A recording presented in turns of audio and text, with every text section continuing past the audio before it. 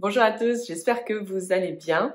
Dans cette vidéo aujourd'hui, j'ai envie d'aborder le fait de comment faire quand on a peur, parce qu'on a eu un parent pervers, on a peur de reproduire ce schéma avec nos propres enfants.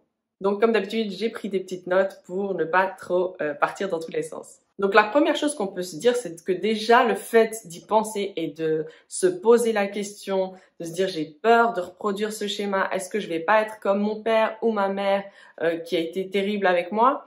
Je pense que juste de se poser la question, ça prouve qu'on n'est pas pervers. Et d'ailleurs, c'est souvent en devenant parent qu'on se dit mais moi j'aurais jamais pu faire ce que moi-même j'ai vécu, j'aurais jamais pu l'infliger à mes propres enfants parce que je les aime trop en fait.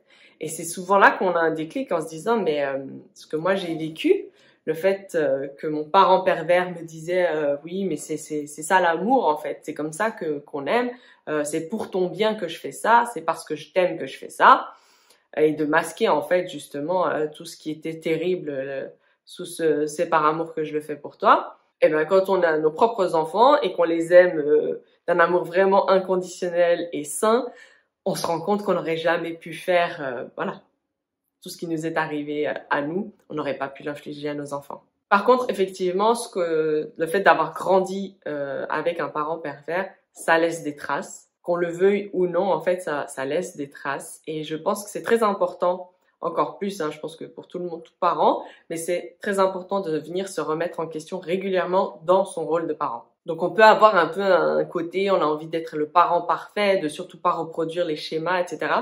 Maintenant, c'est vrai que les enfants, c'est le propre des enfants, vont venir appuyer en fait sur des boutons euh, qui sont liés à notre propre enfance. Donc ils vont faire des choses et parfois on n'a pas les outils. Parfois on va se retrouver, on ne sait pas gérer cette situation, une situation de crise, un refus catégorique.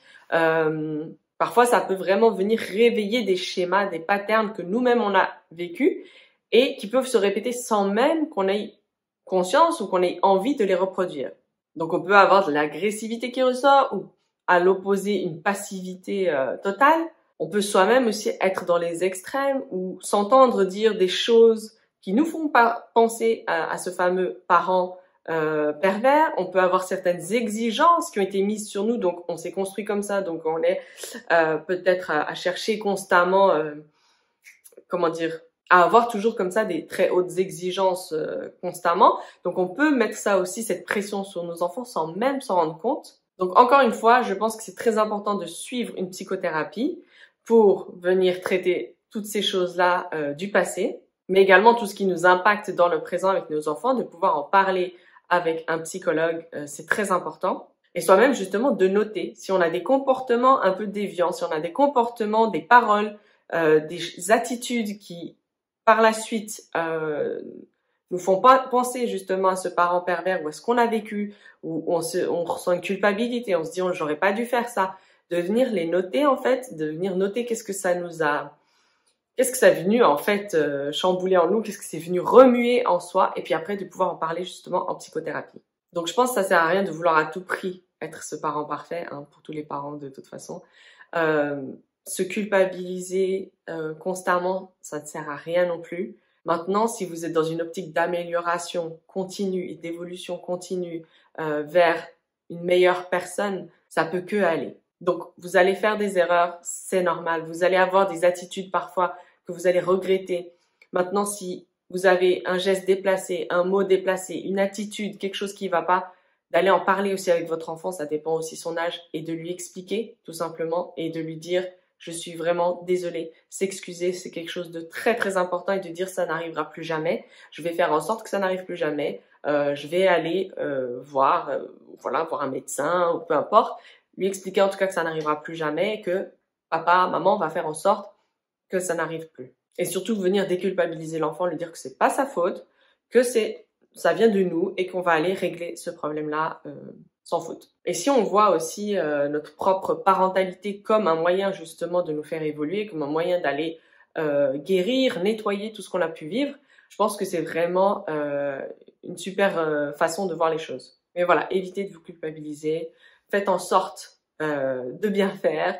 Faites en sorte de prendre du plaisir aussi dans votre parentalité, de prendre du plaisir de venir jouer avec vos enfants. Peut-être que c'est pas quelque chose que vous avez expérimenté vous-même, mais vous pouvez trouver justement beaucoup de plaisir. Amenez-les sur vos propres terrains, c'est-à-dire sur votre loisir. Si vous aimez faire du sport, si vous aimez pratiquer de l'art, de la musique ou quoi que ce soit, amenez vos enfants aussi là-dedans. Partagez avec eux. Partagez avec eux, oui, vraiment des choses qui vous font plaisir. Et peut-être un jour, vous pourrez, quand ils seront plus grands, quand ils seront adultes, aborder ce sujet-là de votre enfance avec eux, donner autant de détails que vous le voulez, pouvoir parler une fois qu'ils seront justement eux-mêmes adultes et expliquer peut-être certains comportements, pas pour se justifier, pas pour se déculpabiliser, mais juste dire, voilà, peut-être que j'avais du mal à jouer avec toi, peut-être que tu as ressenti certaines choses, voilà juste un peu d'où je viens, voilà mon parcours, voilà ce que j'ai vécu, ou expliquer peut-être certaines décisions que vous avez dû prendre, peut-être éloigner aussi du coup le grand-parent toxique ou pervers, toutes les décisions que vous avez peut-être dû prendre et d'expliquer peut-être c'est bien dans le futur pouvoir expliquer à son enfant d'où ça vient, pourquoi. Donner du sens, c'est très important pour que l'enfant peut-être n'aura rien vu et va vous dire ok, je suis vraiment désolée pour toi. Mais peut-être aussi ça lui donnera des pistes pour comprendre sa propre vie en fait. Donc voilà, j'espère que ces conseils pourront vous aider. Si vous avez apprécié la vidéo, comme d'habitude, mettez un j'aime. N'hésitez pas à la partager si vous pensez que quelqu'un en aurait besoin. Et d'ici la prochaine fois, prenez soin de vous. Bye!